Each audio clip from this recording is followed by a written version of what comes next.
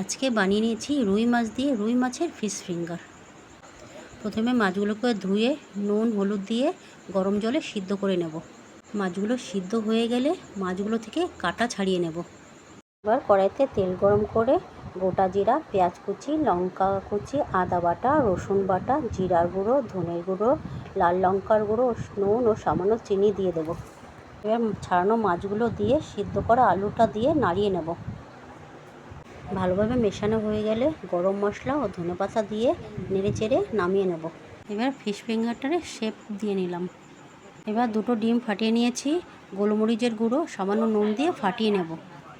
এবার ফিশ ফিঙ্গারগুলোকে ডিমের মধ্যে চুবিয়ে ব্রেড ক্রাম্বের সাথে ডবল কোটিং করে নেব। এবার তেল গরম করে সব ফিশ ফিঙ্গারগুলোকে ভেজে নেব।